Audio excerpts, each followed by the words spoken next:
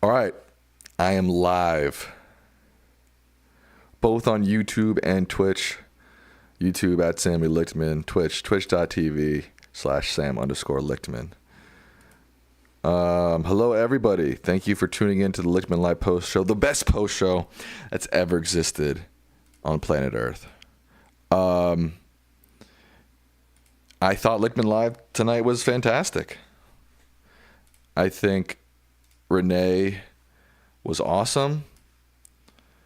I honestly wish I had more time with her, to be honest with you, because I didn't finish her book, but I read most of it, and I had so many questions, and it just, the way the conversation evolves, it's sometimes hard to follow your plan, and you kind of have to go with the flow of like where the conversation goes. And I would, I think I could have talked to her for 3 hours, honestly. Hello, Isaac Cannon on YouTube. Suzanne AP says, great show. What was discussed? She is an expert on sort of misinformation, disinformation stuff. Justin says, so do you plan about crying about Allan for the next 4 years? Yes, Justin. And you're going to have to deal with it, bro. Hi from Madrid, says Luis Villa. 4:17 a.m. there. Wow, late night. Hi Dong Huang, what's up? Axel Moreno says, hey, great show. What are your thoughts on the inflation report? I don't know. I haven't watched it or seen it. I think all I saw was that the Trump administration said it was Biden's fault, of course. All right, Colonel Sanders, you're out of here. Appreciate you. Psych! Lorraine says, first time watching your post show. Good show tonight with Dad and Renee DiResta. Thank you. You should bring in Mary Trump. Okay. Mary Trump, come on. I think we've reached out to her. What would happen to misinformation in the Fox business empire once Rupert Murdoch passes away? Who do you think will run as it? That's two different questions. I definitely think they'll take a hit. I think anytime a big organization like that loses their seminal leader, it hurts them for sure. Nathan Casey Grant says, thank you, Allan and Sam, for being a strong voice in the age of oppression when standing up for love, and you knew you make a brighter day together. Well, thank you. That's a very nice message. Did you see the video of Governor J.B. Pritzker put out declaring that Lake Michigan is now called Lake Illinois? Pretty funny. No, I didn't. That does sound funny.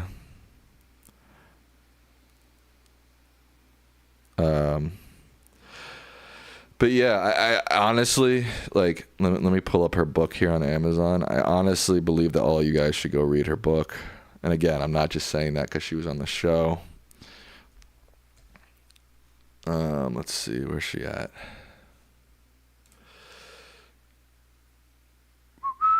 This one, Invisible Rulers. Oh, look, we come up first on Amazon right now. Or on Google. That's pretty cool. Oh, and it comes up right here. That has to be made for me, right? Because I am consume that show. I am on that show. Yeah, this one. Oh, what the hell is this?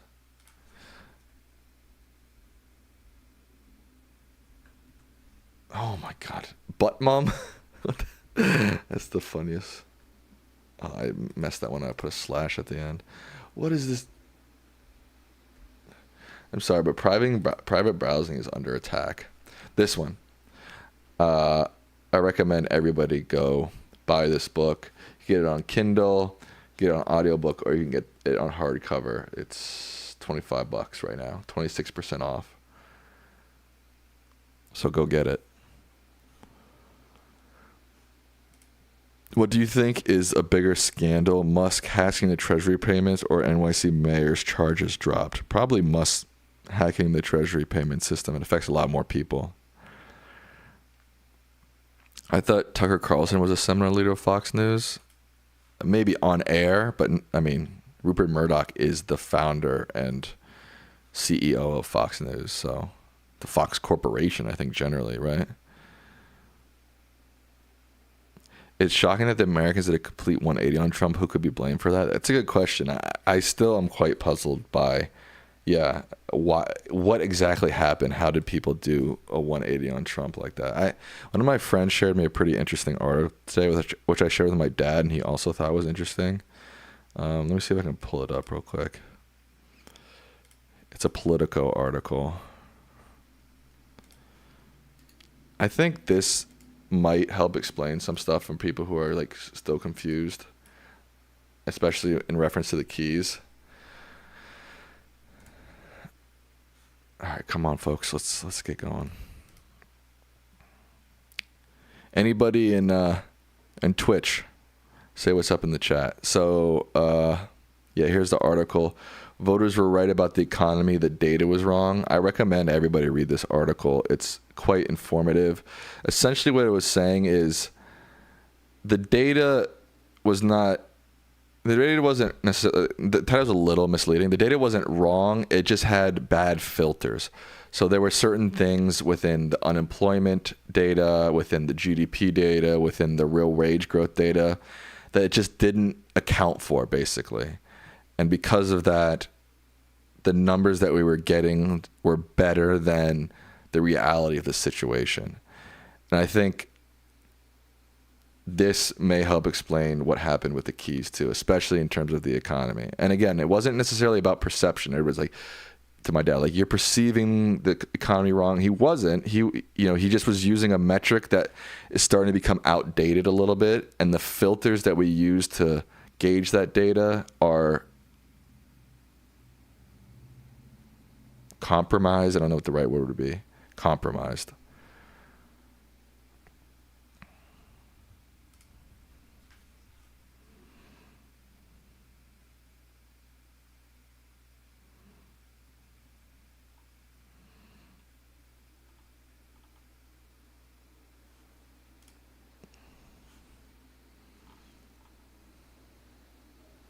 Let me see if I can find something. I just read this before the show. So essentially, this is what they're saying. The government statistics were fundamentally flawed. Let me see if I can zoom in a little bit on this.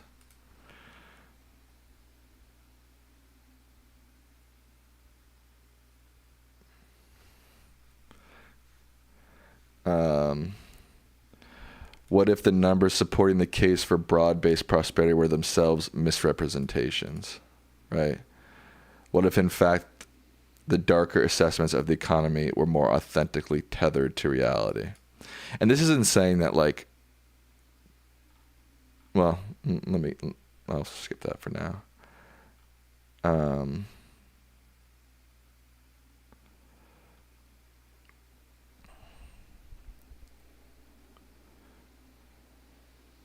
So this part is talking about like how unemployment was so low, right?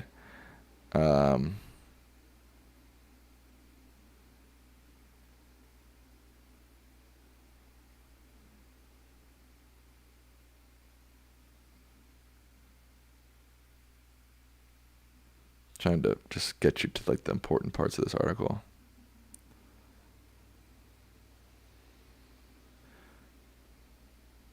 So this is a part of the issue with unemployment. First, it counts as,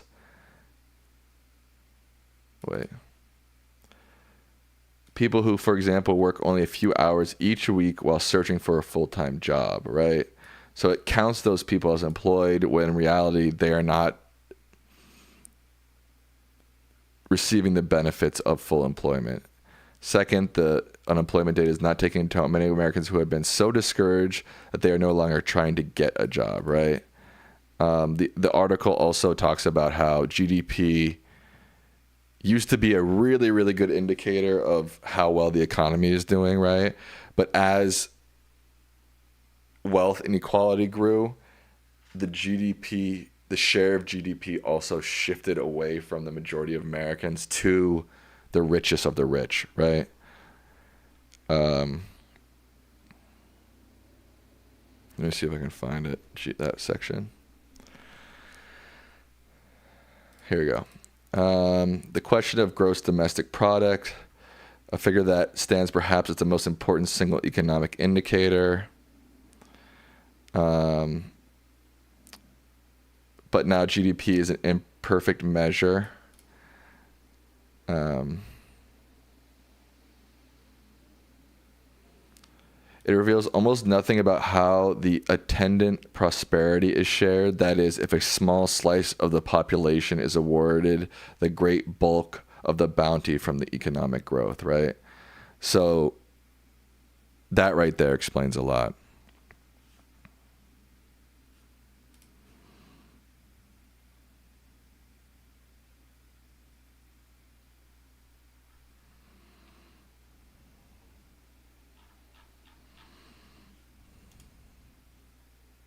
Michael Yu says, that makes sense. Yeah.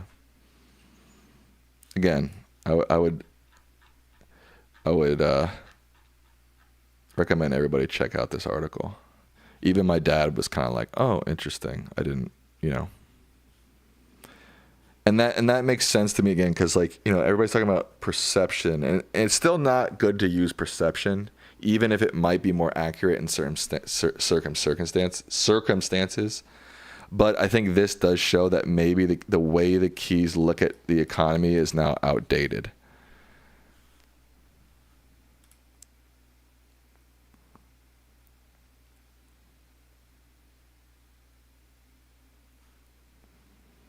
Justin said mods blocked $50 worth of super chats by now. I don't have any mods on this channel, so I don't know what you're talking about, bruh.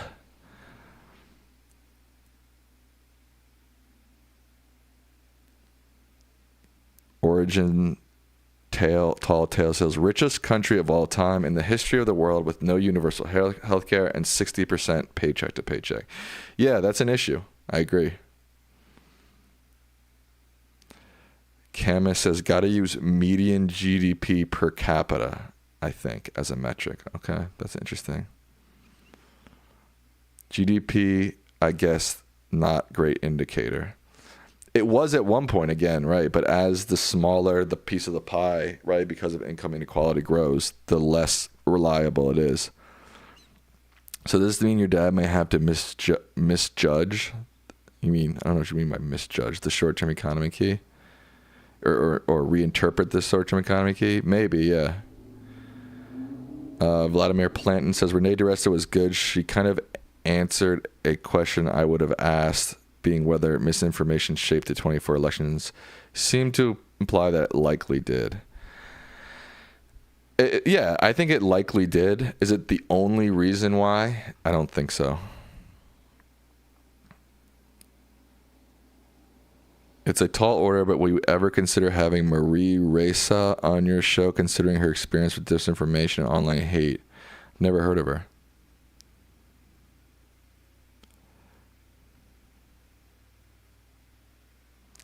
Doesn't Elon admitting that he won the election for Trump really mean disinformation decided the election? I don't know what you're referring to exactly, to be honest with you. Let's see if we can find this Pritzker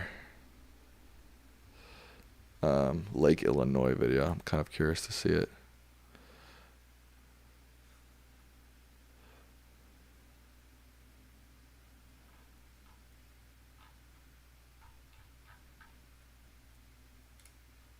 We've changed these. No ads. No free ads on this show, folks.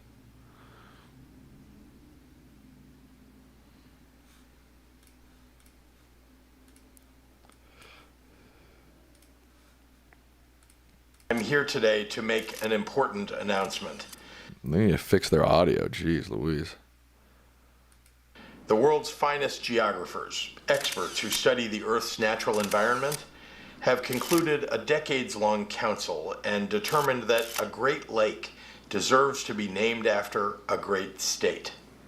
So today, I'm issuing a proclamation declaring that hereinafter, Lake Michigan shall be known as Lake Illinois. The proclamation has been forwarded to Google to ensure the world's maps reflect this momentous change. In addition, the recent announcement that to protect the homeland, the United States will be purchasing Greenland, Illinois will now be annexing Green Bay to protect itself against enemies, foreign and domestic. I've also instructed my team to work diligently to prepare for an important I don't find this that funny. I don't know why. I don't find it that funny. announcement next week regarding the Mississippi River. God bless America, and bear down. Watch breaking. I don't know why I don't find it that funny.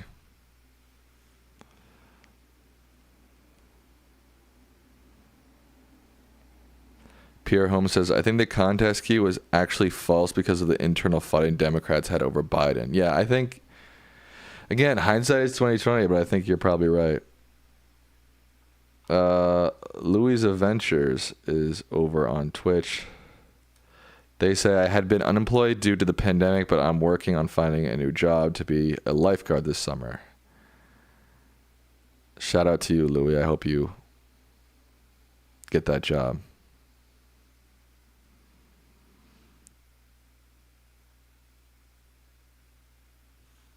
Bobby Joe, that's a sick joke, dude. That's a sick joke, man. Hell yeah. What's the best Daft Punk album? That's a good question. Daft Punk. You know, I like to have informed decisions when I speak, right? So I like to look at all the albums.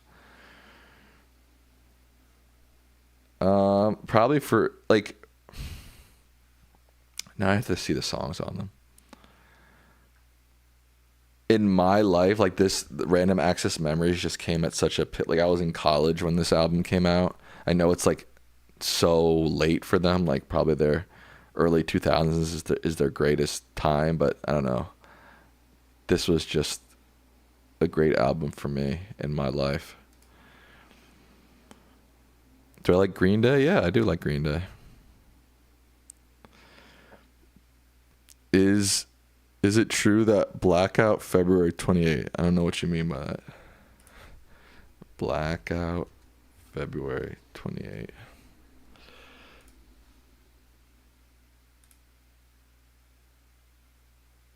Oh, I didn't realize this was happening.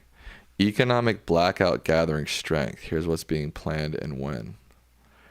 Nobody seems to know who started, but several social media accounts are talking about a shopping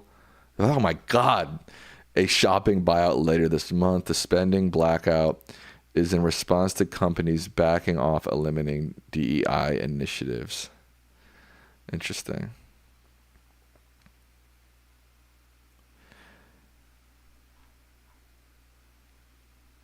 As our first initial act, we turn it off, the People's Union USA said on its website. For one day, we show them who really holds the power. The group said corporations and banks only care about their bottom line. If we disrupt the economy for just one, it sends a powerful message. So it seems like this is some sort of protest of corporations who backed out of their DEI stuff after Trump came into office. You know what bothers me the most about that? Obviously, it's annoying that they did that, but just the fact that they're willing to slide like a slimy little snake slide their way in and out of what's politically convenient for them. Like when DEI seemed to be like the thing, you know, they were all like attaching themselves to it, running ads with rainbows and stuff like that. And now that it's not, they instantly slither out of it. Like that's the worst part to me. Not even that they are for it or against it. The fact that they're so willing to slither in and out and have no principles or backbone of their own is just horrific. Maria Ressa won a Nobel Peace Prize in 2021 alongside Russian journalists. Hey, I'd love to have her on.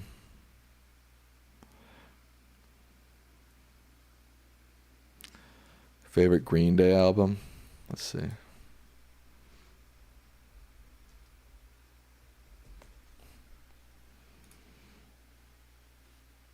I have to see the songs that are on them. It's too hard. Like, I don't know their discography well enough to know what exact songs are on the album.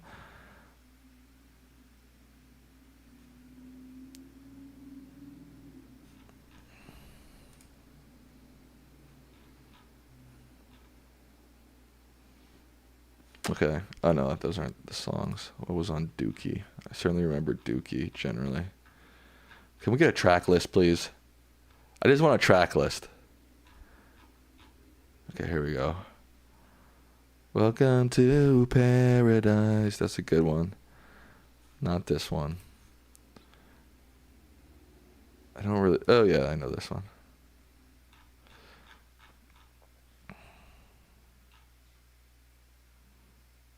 No.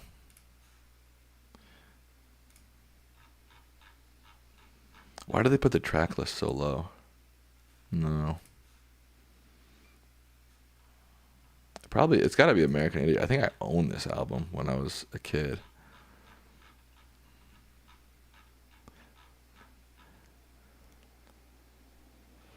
Boulevard of Broken Dreams and American... And what? Yeah, it's got to be this one. There we go. American Idiot. Which I am.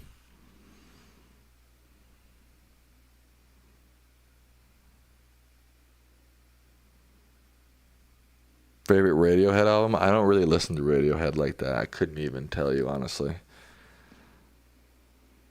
Bobby Joe with another banger, with another great joke in the chat.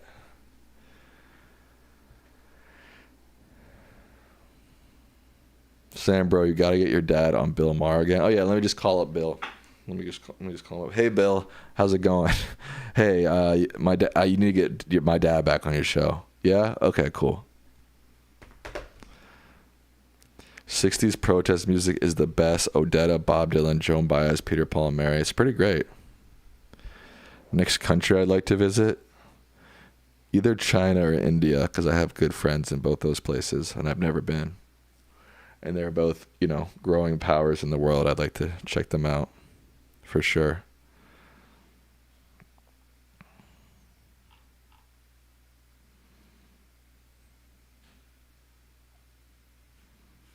What year did American Idiot come out? –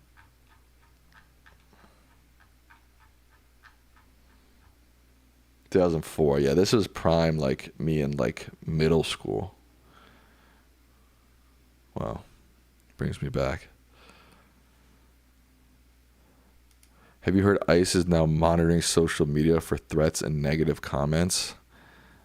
I saw some clip of, like, the guy who's running ICE saying that AOC, by like giving people like informations about their rights when ICE comes knocking at the door, is like illegal or something. But I didn't hear that they're monitoring social media. This is what I saw. Let's see. What's his name? I can't remember his name. ICE head. This is... ICE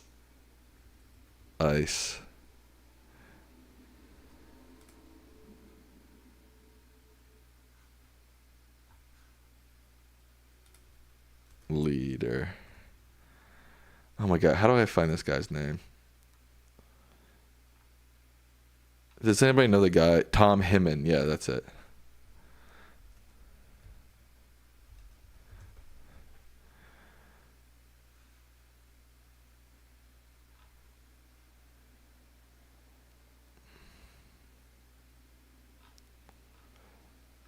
I saw it on Blue Sky, so it might not be on YouTube yet.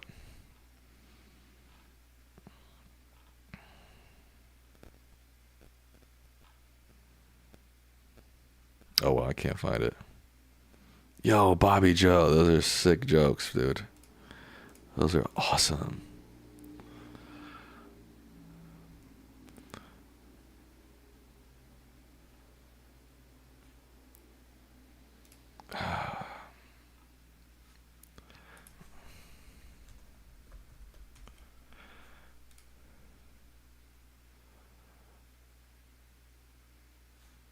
Here it is. AOC out anymore. But Tom, you got AOC out there, Alexandria Ocasio-Cortez, Congresswoman, putting out a webinar, doing a webinar to help illegals avoid, I guess, apprehension, giving tips about how to continue to remain in the country and ultimately game the system. And I sent an email today to the Deputy Attorney General. At what level is that impediment? Is that impediment? I'm not an attorney, I'm not a prosecutor. Is that impediment? Is that impeding our law enforcement efforts? If so, what are we going to do about it? Is she crossing the line? So I'm working with the Department of Justice and finding out Where is that line that they cross? So maybe AOC is going to be in trouble now, but I need the AOG to opine on that. But because impediment is impediment, in my opinion. I'm not a prosecutor, but we need some further guidance on that. But again, if we have to take every federal dollar out of the city, we'll do it. I mean, we're done. This is anymore. But Tom, you got AOC. Yeah, so that's what I saw, and she responded, maybe she's going to be in trouble now. Maybe he can learn to read the Constitution. Constitution would be a great place to start. I don't know if she posted on Blue Sky. I think I saw it on Instagram. Probably not. It was just like if someone knocks at your door, from what I saw, and I don't know if he's talking about the same thing, but from what I saw, it was like if some ICE agent knocks at your door, tell them to present a warrant. If they don't let them in. I mean, I don't think that's impediment, right? I mean, again, I'm not a lawyer, so I don't exactly know what impediment means or not, but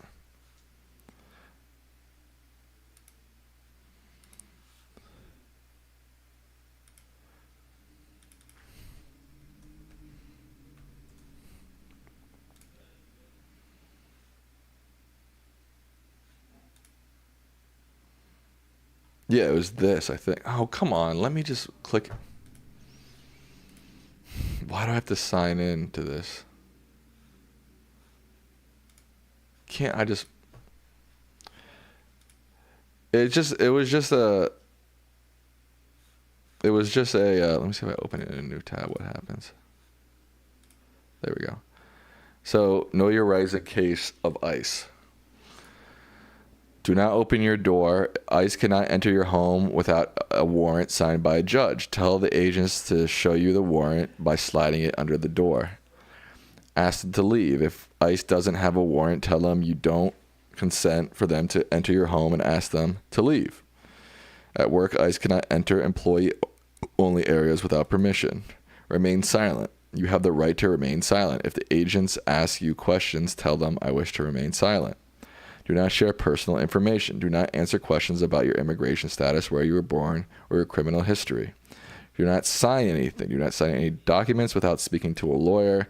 Speak to a lawyer. Consult a lawyer ahead of time. If you are arrested, ICE will not provide you with a lawyer, so be prepared.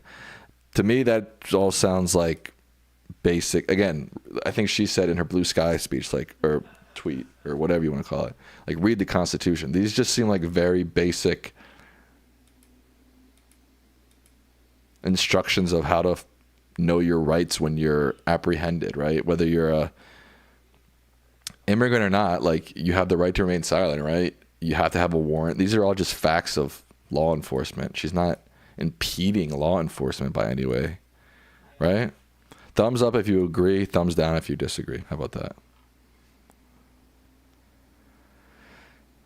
Louise Adventure says, and on Twitch says, Tom Homan, or Human, whatever his name is, Himman, is so clueless. At this point, he's just a political tool, right?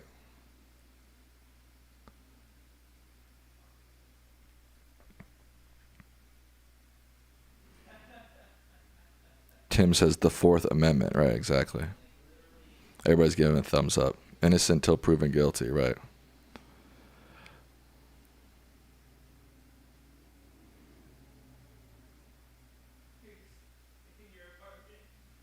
Everybody's agreeing. Everybody's giving a thumbs up. He's just spreading propaganda, right? He's not actually having any sort of thoughtful, engagement with what this is.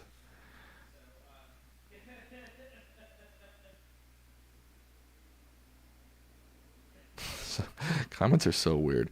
Am immigrant, but trust me, illegal criminals must be deported 1,000%. Oh, man, she's just telling people their rights upon apprehension. That's all she's doing.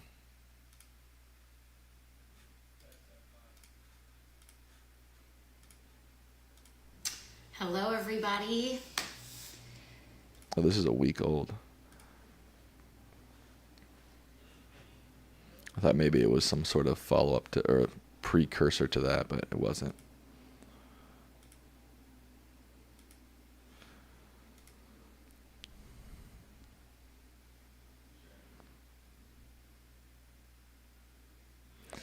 Philip Vanevsky says, this is the problem with having extreme Christian nationalists in the government. They're free to believe in theocracy, but if the Constitution is against their religion, how can they swear to serve it? That's an interesting point. Never thought about that. Origins and Tall Tale says, she's hot. She is. She's also smart.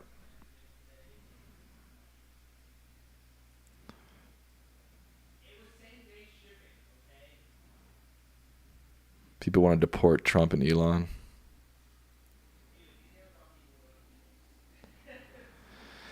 I don't know, man. Tim says, I don't think anyone disagrees that immigrants who commit violent crimes shouldn't be I don't think anyone there's a double negative in that. I don't think anyone disagrees that immigrants who commit violent crimes shouldn't be prosecuted and deported, right? Anybody who commits a violent crime needs to face justice. Colitapal says, I don't think the keys are outdated. They only work when our democracy works. When someone tampers with it, they no longer matter. Last year, our elections weren't fair. Okay, I'm not sure. I would need more proof about the elections themselves not being fair, but Vladimir Planton says, AOC's brains add to her overall beauty. That's true. Pierre Holmes says, deport Elon Musk. Best Beatles album? Good question.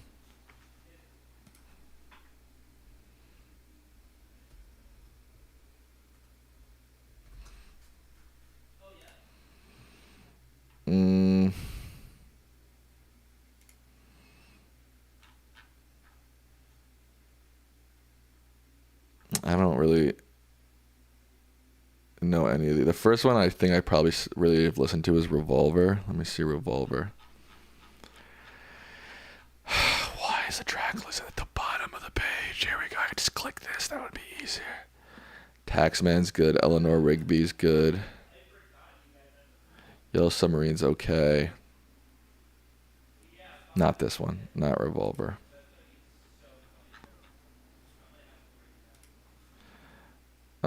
Sergeant Pepper's, I don't think so either. Just based off of what I'm remembering. With Little Help of My Friends is great. Lucy in the Sky with Diamonds is great. When I'm 64, I like that. So Sergeant, that's a good one. I still don't think that's my favorite.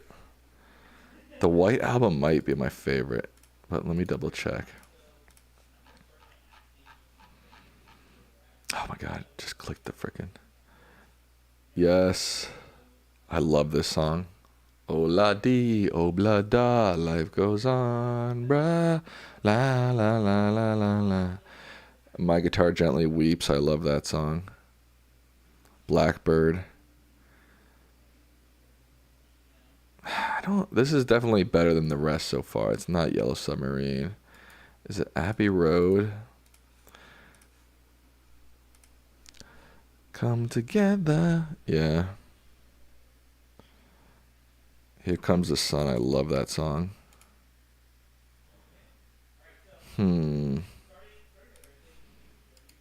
It's between these three. Let me just double check Yellow Submarine, but I don't think this one's on my top.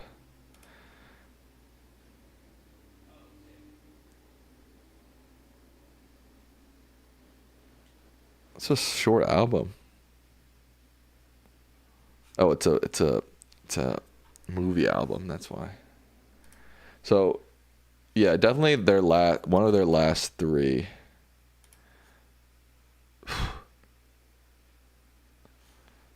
Is my favorite.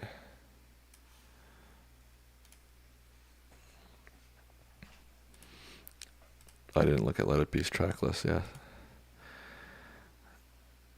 Two of Us. I don't know. Dig a Pony. I like that one. Across the Universe. I love that one. I Me Mine. I love that one. Let It Be. That's maybe their best. Get Back. I think it might be Let It Be. All right, how many songs do I love on Let It Be? I don't remember Two of Us, but I feel like I like it. Dig a Pony, Across the Universe, I Me Mine, Dig It, Let It Be, and Get Back. That's 6. Abbey Road, Come Together. I feel like I like this song, but I can't remember it. Here Comes the Sun. Only 2. Okay. Back at 1, 2. Ola Di Oblada. Wow, my guitar gently weep. As you can tell, I'm a George Harrison fan. 3. Blackbird. 4. I think it's Let It Be. There we go, folks. By Slowly and Surely. I figured out it was Let It Be.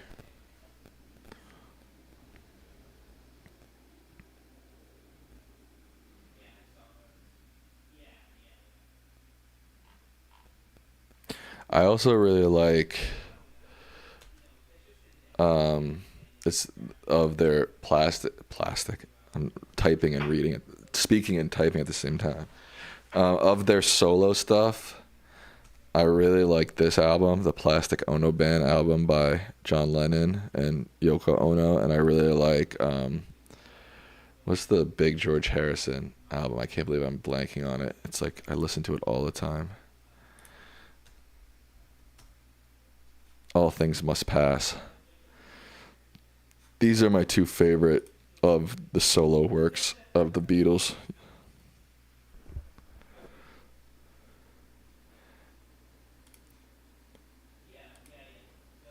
I think by Let It Be, they finally really became, they truly perfected like their sound at this point. And of course, then they broke up right after it, of course, right? Ram from Paul McCartney is so good. Wings Over America by Wings. I haven't listened to a ton of Wings or solo Paul McCartney stuff, to be honest. Have you seen Get Back on Disney Plus? I have seen. I didn't think I finished it because it was so long, but the stuff that I did see, I really liked. I'm gonna pull you guys of the last 3 because those are my 3 favorites, not including Yellow Submarine. What's your favorite? Favorite Beatles album, and now you've seen all the track list of last 3. White Album, Abbey Road, Let It Be. Actually, I'll add more. I can add more. Why not? I can only add 1 more. Which one more should I add? No, I'll just do the last 3. I'll just do the last 3.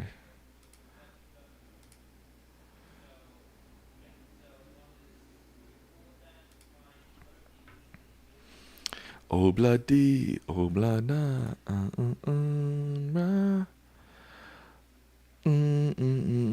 Why are we talking about music? I don't know. Because it's a live stream. You know, topics ebb and flow. People ask certain questions.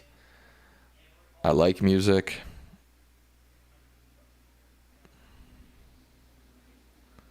Great poll. Thank you. Does Dr. Lichtman like the Beatles? Yes, he definitely likes the Beatles. What's the best-selling album in the world? Let's see. Best-selling album of all time. Thriller. 70 million copies sold. Total certified copies. What does that mean? Reported sales. Oops. I think that's million. 70 million records sold. AC/DC. 50 million records sold. Whitney Houston. Interesting. 45 million records sold. Pink Floyd. 45. The Eagles. Greatest hits. Not really an album. More of a compilation. I don't know. And then the Eagles again with Hotel California. Shania Twain with 40 million. Rumor. I mean, this is one of the greatest albums ever. Meatloaf, Bat Out of Hell with 40 million, and the Bee Gees. Interesting.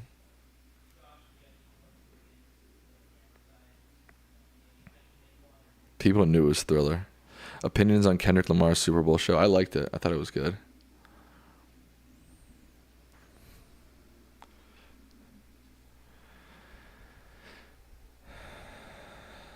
Did not expect to see Shania Twain so high. Neither did I. I certainly didn't expect to see Meatloaf that high. I mean, I know he's got sort of a cult following, but to get 40 million records sold, that's a lot of records.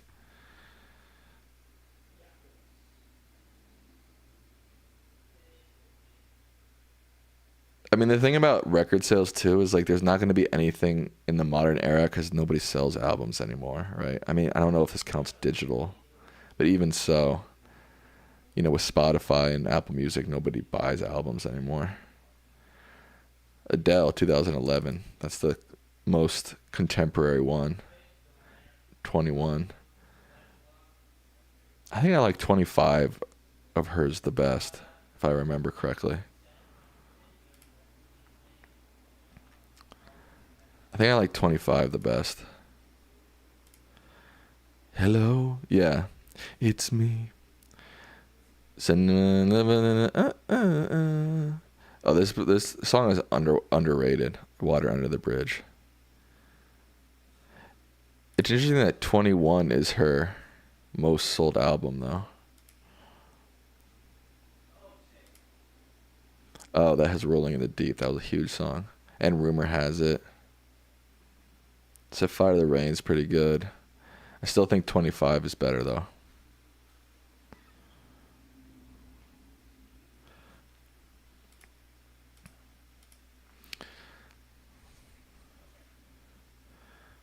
Of these top albums, I would say my favorite is probably Rumors, then Hotel California, then Thriller.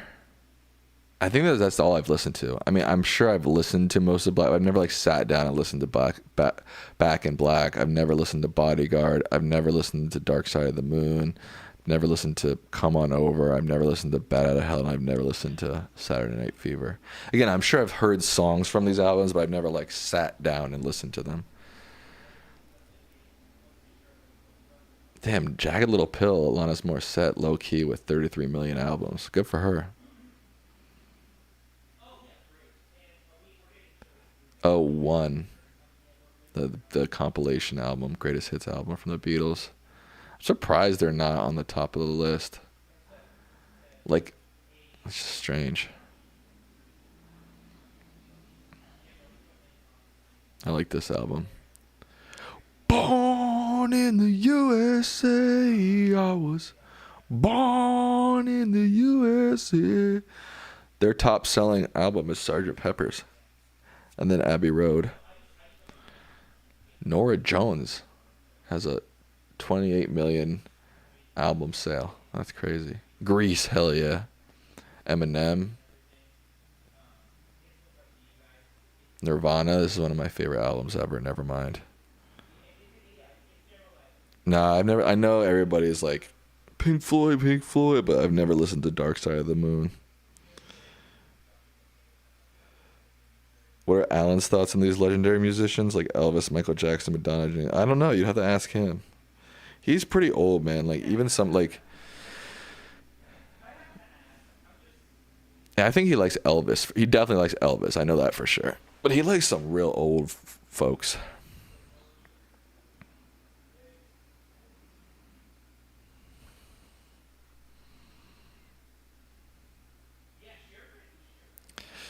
Mehdi says, well, if you like music, my music game coming out February 28th. All right, shout out to Mehdi. And there. What is it? If you like music, play my music game. Oh, you have a music game. Oh, I get it. Can you share it with us? My mom says Allan's favorite music is bluegrass and folk. That is true.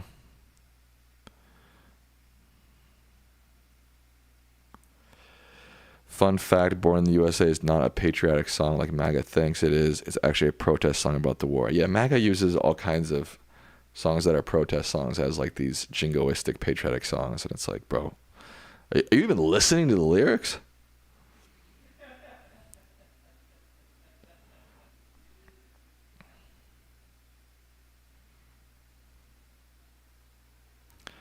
Wonder what the most recent. Adele, man. She's the only one that can crack these lists in terms of recent people.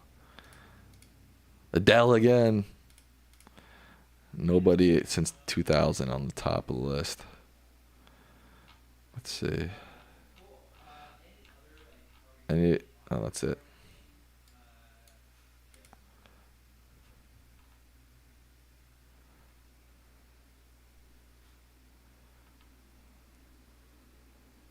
I don't even know who this is. Oh, this is a K-pop group. I was like, who is 17? Jae Chu, another. He's Taiwanese. Man, the Asian music market's been dominating recently, huh? Adele, BTS, another K-pop group. Arashi, another J-pop group. Wow. The J-pop, K-pop folks are the only ones that can sell albums in this day and age. The Greatest Showman was the highest selling album in 2018. I wonder if Allan likes opera. I don't think so.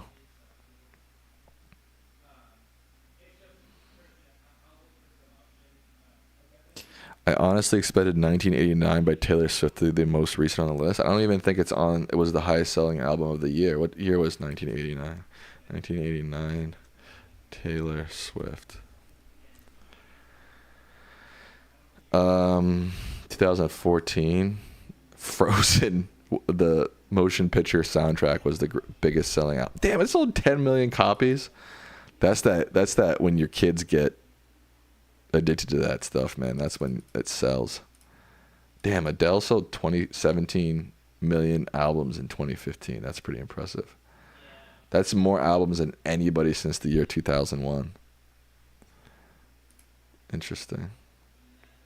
Susan Boyle was the top selling album of 2009. Come on. High School Musical and 2 were the 2 top selling albums. Hell yeah, Usher, that's my shit. Linkin Park, this was a good album.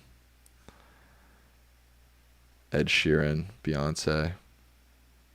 One Direction, wow. Eminem's on the list twice. God damn, that guy puts up numbers.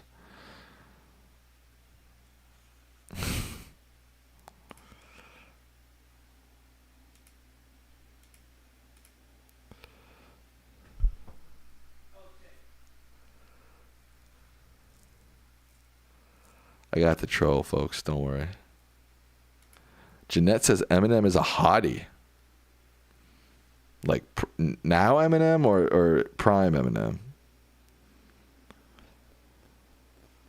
I need to stand up. I've been sitting for too long. Ugh. Going up.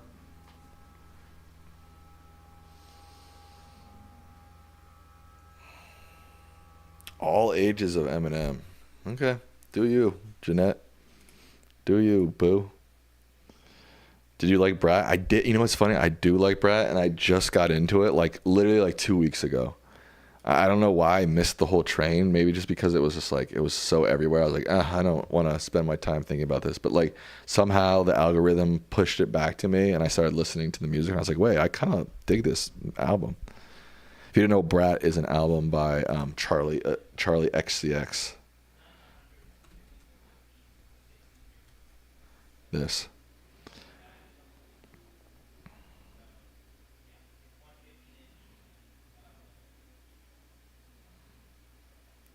Colitapal says, I think the economy will implode in a few weeks' time.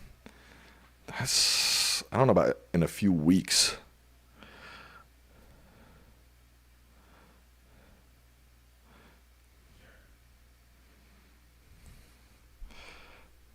Prince doesn't get enough love. He was a legendary musician.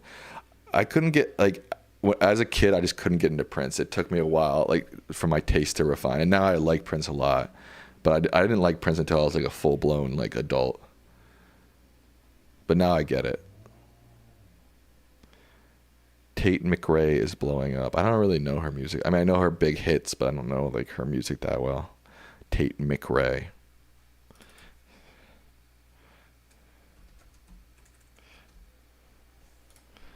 Her.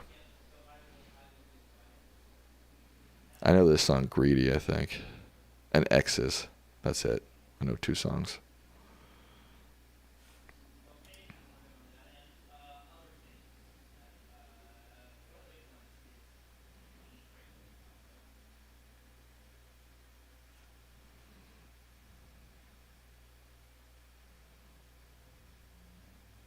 Deep Purple? What's that? Is that a band? Oops.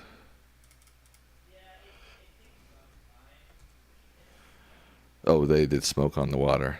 That's like do do do do do do do do do do do do. That's right.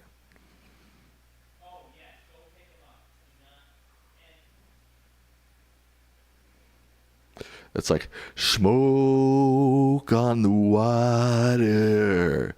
Do do do do do do do do. Smoke on the water. Give me a thumbs up if that's correct, a thumbs down if that's wrong. I can't play it because I would get copyright stricken. Led Zeppelin. I never got into Led Zeppelin.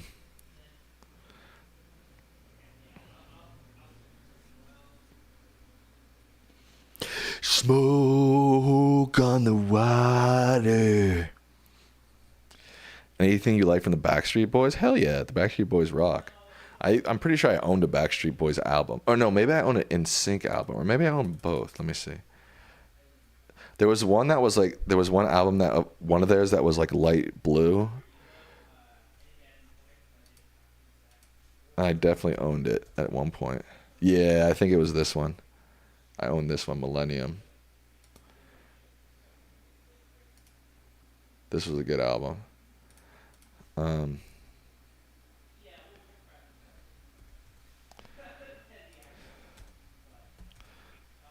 I might have even owned this album too, honestly. No Strings. I think I might have owned both of these albums.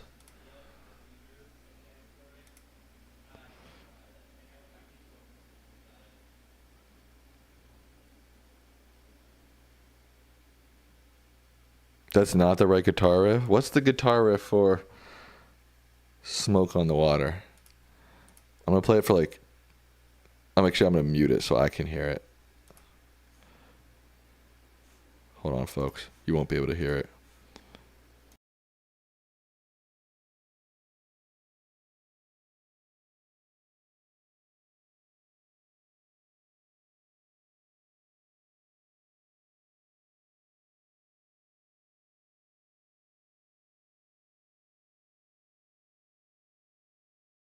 It's bow bow bow bow bow bow bow bow bow bow bow bow. That's the Smoke on the Water riff.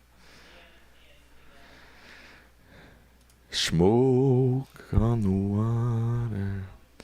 Original Tall Tale says, I like K-pop lately, Twice and New Jeans and Rosé. Me too. I like K-pop too. I like Twice. I like Rosé. I like BTS. I like Blackpink. I like honestly, I used to review a bunch of K-pop stuff when I used to do I was doing music review stuff on my channel. Let me see. This band, Dreamcatcher, I like them. Red Velvet, I like them too. I'm live, folks, if you didn't know.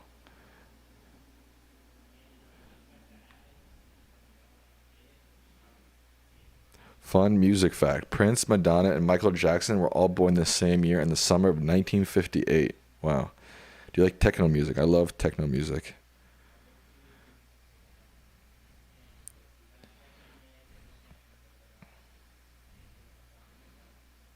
So this is your Fantano live stream.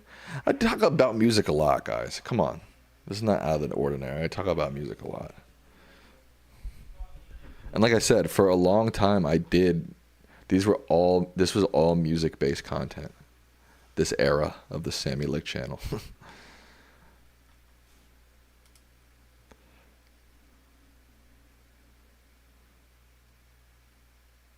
What is this? This is crazy. Elon exposes underground mine processing retirements? What is this garbage? Doge and Elon Musk have just exposed a decades-old underground mine. You're looking at it. It's in Boyers, Pennsylvania, and seemingly it's in the middle of nowhere. But it's where the United States federal government stores and processes retirement applications. Here's how Elon Musk described it. So? There's a limestone mine where we store all the retirement paperwork.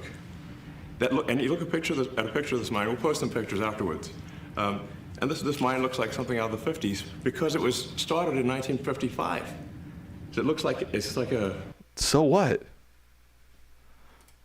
Time warp. And then the speed, the limiting factor is the speed at which the mine shaft elevator can move determines how many people can retire from the federal government. Bro, there's not that many people retiring. Come on. And the elevator breaks down and then, sometimes, and then nobody can retire. This sounds like total BS. Doesn't that sound crazy? This sounds like total BS. Like 1,000 people that work on this.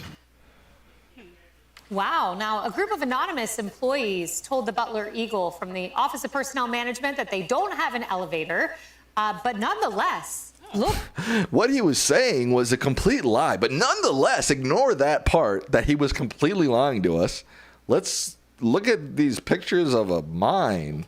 At these pictures. This is stunning. All of the paperwork stored right here. It looks like a time warp. And you could Where are the papers? see inside this facility these massive columns of limestone that's holding it all up. Millions of paper files are stored right here. So what? What is this news? And according to Doge, every month the facility takes about 10,000 applications for retirements and then sorts through them entirely by hand.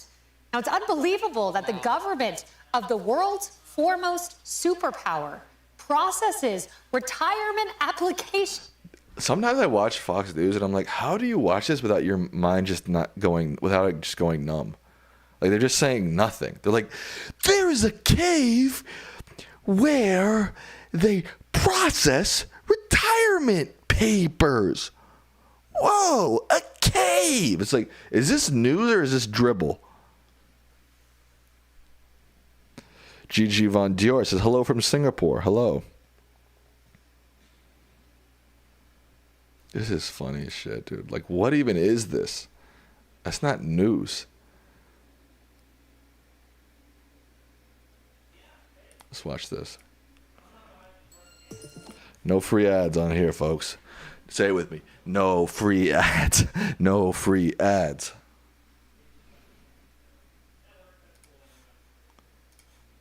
Bill to Senator Sanders. Thank you, Mr. Chairman. Tim says, how do you watch without your IQ plummeting? I felt like I'm like, what am I watching? Who cares? What? When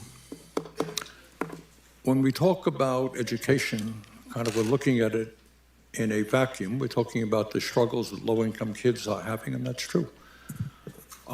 But Mrs. McMahon, you are also aware that in America we have more income and wealth inequality than we've ever had. Also, who told you first? My dad and I, we first told you that all the RFK Jr.'s in, Tulsi Gabbard's in, Hegseth is in. We told you all these mofos are getting in.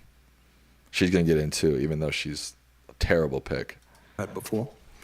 You are aware that we have the highest rate of childhood poverty of almost any major country on earth. You are aware, I suspect, that teachers are dealing with kids who are literally homeless, kids who come from dysfunctional families where there is violence. Does it concern you in America that we are living in a society where the people on top are doing phenomenally well, while 60% of Americans are living paycheck to paycheck? And how do you think that impacts our educational system? Thank you very much, Senator, for that question. First of all, let me say that I believe that teaching is one of the most noble professions that we have in our country, and we have so many good, dedicated teachers to help our students. I do think that we are trapping students often in low-performing schools, and that's why the president has such a strong policy towards school choice. But you will agree, I don't mean to interrupt you, but you will agree. School choice is BS. School choice is BS. that you can't just look at education. The truth is that middle class, upper middle class public schools in America generally do pretty well. But if you are homeless, if you were a homeless person and you had kids, the odds of your kids doing pretty well. And I'm just asking you, what do you think about the massive level of income and wealth inequality, the fact that we have the highest rate of childhood poverty? Is that something you think you might want to pay attention to? Well, certainly, Senator, I do believe that we want to make sure. Actually, I don't want to hear her drone on.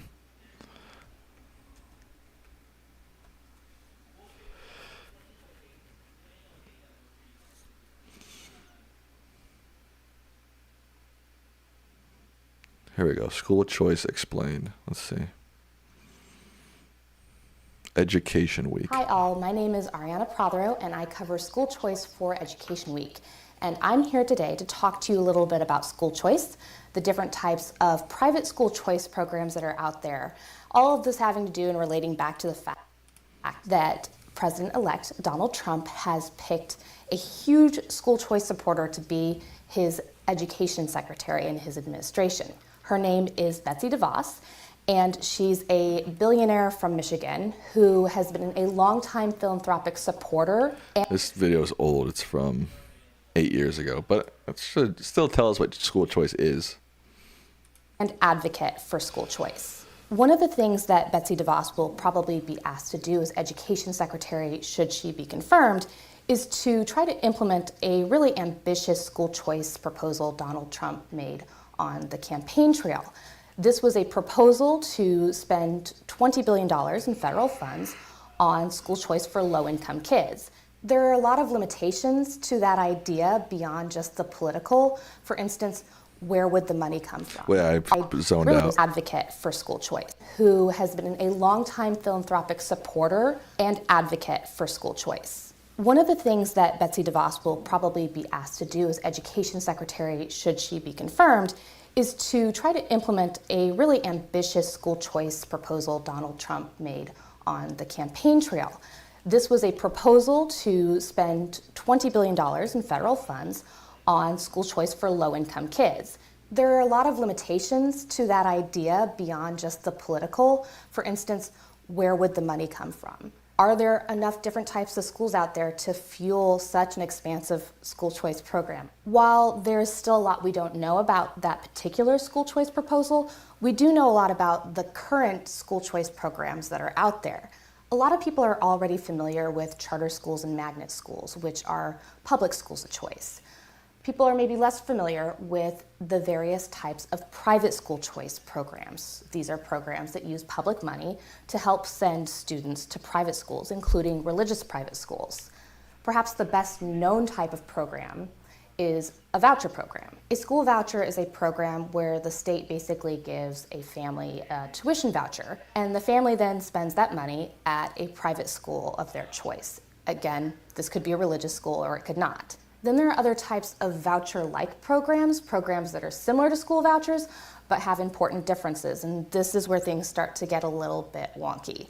Among these programs are tax credit scholarships and education savings accounts. Under a tax credit scholarship program, the state will give a tax credit to a business or an individual who donates money to an approved scholarship program.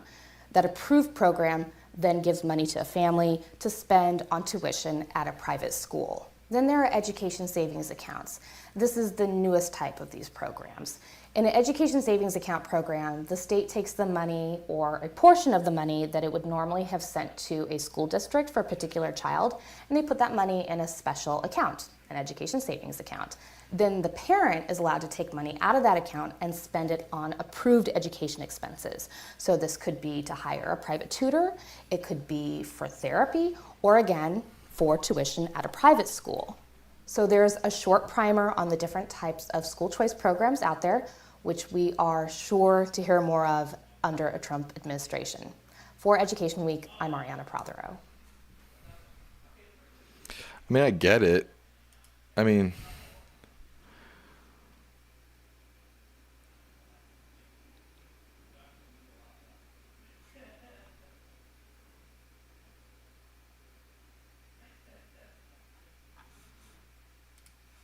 I don't really get how it would work other than how like, all right, who gets these? Like, who gets these school choice? Like, only low-income people? Like, I just don't understand exactly how it works.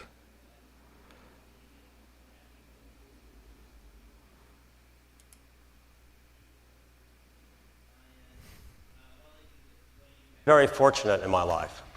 I want to begin with a confession. I've been very fortunate in my life. I had two parents who believed strongly in my education. I was able to go to college, go to graduate school, go to law school, and have a successful career. But none of it would have happened if I hadn't been able to attend in Wichita, Kansas, almost 50 years ago. It's hard to believe. Some great public schools. Now, back then and today, many kids were not. Like, to me, it just doesn't seem like.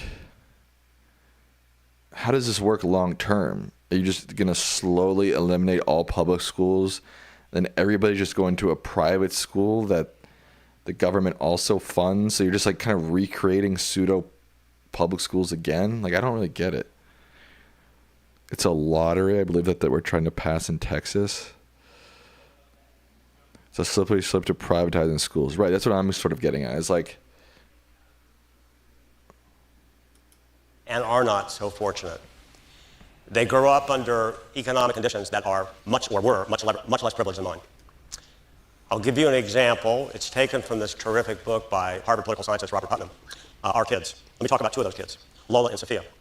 They lived in South Los Angeles, an impoverished area, gang infested, to the point where their high school had to have a chain link fence around it to keep out the criminals. But unfortunately, as you can guess, chain link fences do not guarantee a good education inside. And so when Putnam's interviewers asked Lola about academics at the school, her answer was, "What's academics?" And her sister chimed in, "You know, our teachers don't do much more than just babysit us at class." Now, do you think that kids that attend a school like Santa Ana, if they graduate, have much of a chance of realizing the American dream after they graduate or after they leave school? Of course not. Are there many more schools like Santa Ana in the United States? Unfortunately, the answer to this question is yes. Can we blame all these schools if a lot of the kids at them don't turn out so well? No, we can't, because a lot of the kids that go to these schools come from broken homes, and they'll be lucky if they get pushed to actually try to achieve academically. But is it possible, or is it true, that the schools could do better and serve these students despite all these handicaps and help them better through life? And Putnam reports research that the answer to that question is yes, those schools could do better. But it's not just poor kids who are at a disadvantage in our educational system in our country. If you look at international test scores of 15-year-olds and you look at average test scores for all students in the United States, you find that Americans rank either at the average or below the average in the 5 major subjects that are tested internationally compared to other rich countries like us. And as further bad news, this chart may be a little fuzzy, but the numbers are pretty clear. They show that there's been no material improvement in the international test scores of American students at 15 years old. Now, fortunately, not all is bad news. There is some good news to report, which can get lost in a lot of the hand-wringing about our K-12 educational system. So, for example, we can celebrate the fact that over the last 30 years, our dropout rate, not only on an average basis, but for kids of color and also of low income, the dropout rate has fallen. In addition, for those kids that graduate high school, we have a larger share of them going on at least to 1 year of college. So that's worth celebrating. But I don't want you to get too excited, because the dropout rate may have fallen due to social promotion. And there is one other disturbing fact about our educational performance, and that is that while the performance of low-income kids relative to their richer peers narrowed somewhat between 1980 and about 2008, it has quit narrowing since then. We've had no closing of those educational gaps. So I ask you, should we care about that fact? And I'm going to tell you the answer is yes for 3 reasons. First, these educational gaps, they betray our American ideal of equal opportunity. Second, they tear at our social fabric. Educational gaps today mean income gaps tomorrow. Now, for those of you, and I'm assuming all of you, who've been following the presidential race this year, you've heard much talk about income inequality and inequality of opportunity in life. Well, if you think those things are bad now, imagine how much worse they will be if we don't start fixing the educational gaps that exist right now. And third, President Clinton, when he was in office, frequently said, "You earn what you learn." And it was true, definitely true until the recession. But since the recession, which has basically experienced the slowest growth of the post-war era, many college kids, let alone high school graduates or dropouts, many college kids have been unable to find jobs for which they have been trained. Many of them are living at home. And what they find they need to do is pivot in life, like many of you maybe. Go back to school, go back to community college, even go back to college or get another degree to find something that's marketable, that will pay you a wage, to put you on a ladder to success so that you can live the American dream. But you only have a chance of doing that successfully if you had a solid grounding in your K through 12 years. And so what we need is to improve the performance of our schools, especially for kids that are brought up in disadvantaged economic areas. So what can we do to change? Well, the obvious thing to do, at least it would seem, based on economic research, is to get more good teachers in the classroom. Because what the research shows is that kids are more influenced by the quality of their teachers than almost anything else. So let's try to get more good teachers and try to remove the bad teachers. Easier said than done. Because union contracts often make it difficult in many cities and states to remove bad teachers from the classroom. In addition, seniority-based pay, lockstep pay, in other words, that goes up with the number of years you're in school, can make it difficult for some local school districts to recruit really excellent teachers or to retain excellent teachers. So if we can't solve the problem that way, why don't we turn to performance-based pay? In other words, if you do a good job, you get paid more. This mechanism is used widely throughout the private sector. Why don't we use it more often in school? And in fact, we should. Washington, D.C. tried it, and they gave very large financial incentives for teachers that performed well, and very large financial sticks penalizing teachers that did not do well. And they found that, yes, performance-based pay can definitely make a positive difference in the way kids perform in school. But some teachers don't like performance-based pay. They're worried that they'll get punished by a principal that may have a personal grudge against them.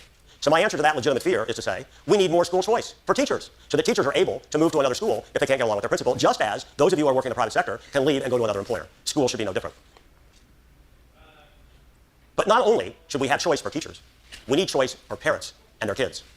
There are some large cities, like New York and Boston and Denver, that allow parents and kids to choose among conventional public schools. And there are sophisticated economic algorithms that have been developed to actually figure out how to slot the people who are choosing schools with the available seats that are in these schools. One very famous economist, Allan, who won a Nobel Prize, has developed matching algorithms to do precisely this. And I strongly recommend this book that he's written called Who Guessed What? Seems like this guy's arguing for school choice. The thing I don't get is like, okay, so you've got New York City and you've got this really good school and this really bad school.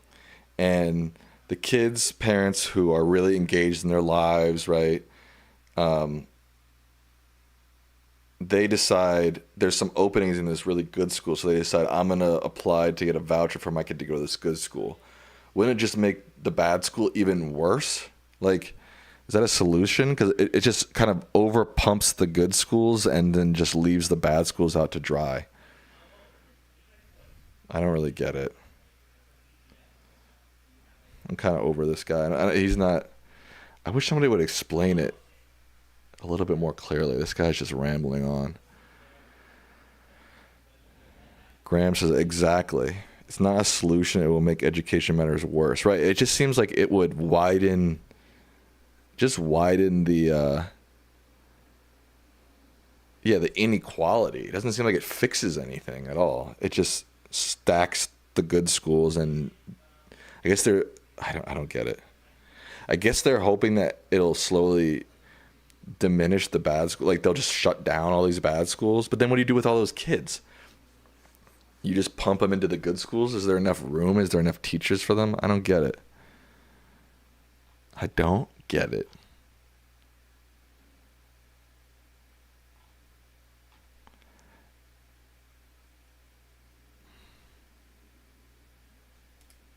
School vouchers are a big, controversial idea that President Trump and Education Secretary Betsy DeVos both support. Some 15 states offer them, plus Washington, D.C., which has the only federally funded voucher program in the nation.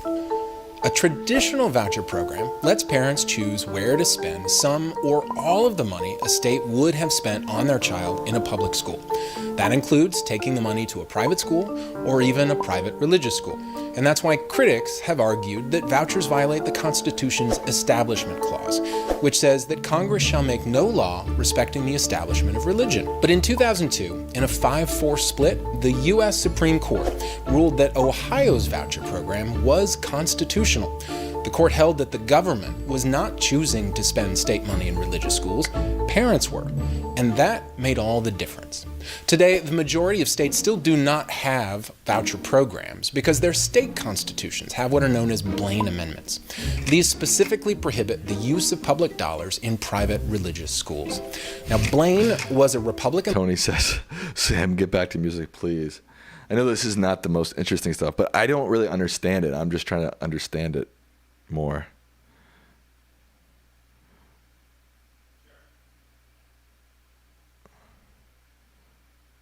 Diego D says, if they do it federally, then everyone gets a property tax break because that money would go to the feds instead.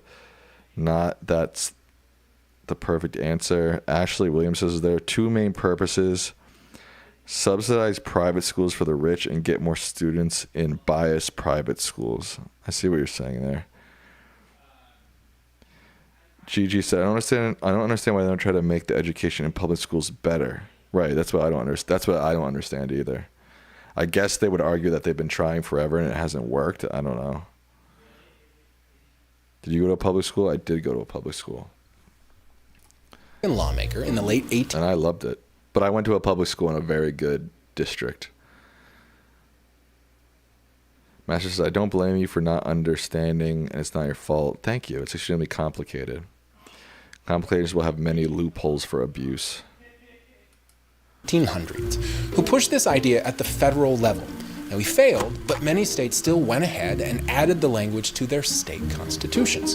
Voucher programs vary a lot from state to state. They're generally limited to low and middle income students or students with disabilities. Ohio, for example, has a voucher dedicated exclusively to students on the autism spectrum. These programs often give students less money than the state would have spent in a public school. This is true in Indiana, which has the largest single statewide program in the country, now serving 34,000 students. Now, supporters of vouchers say they're a kind of social justice, giving low-income students access to schools they couldn't otherwise afford.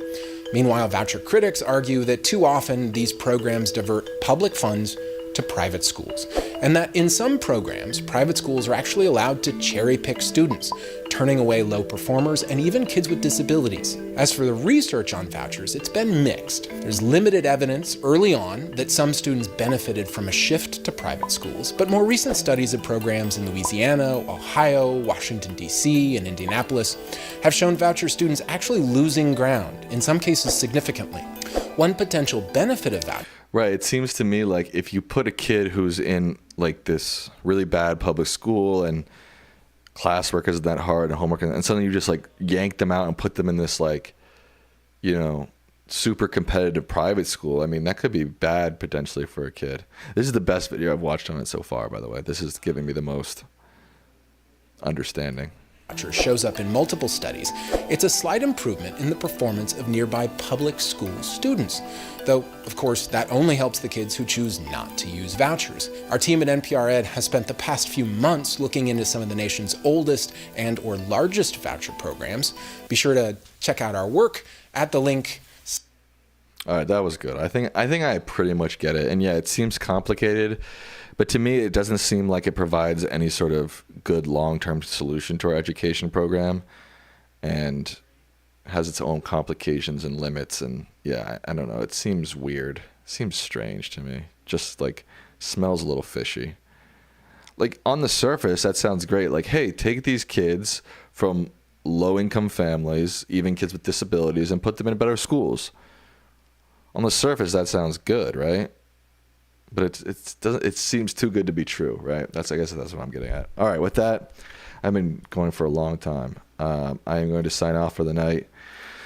Thank you all for watching. Thank you. Please share the interview we did with Renee, diresta, on Lichtman Live. Thank you all for subscribing. Thank you all for... Don't forget to like this stream. Oh, I got a lot of likes on it. 66 people watching, 57 likes. I'll take that. Have a good weekend, everybody. Be sure to have fun. Relax if you want to relax. Party if you want to party. Do you, boo. I'm out.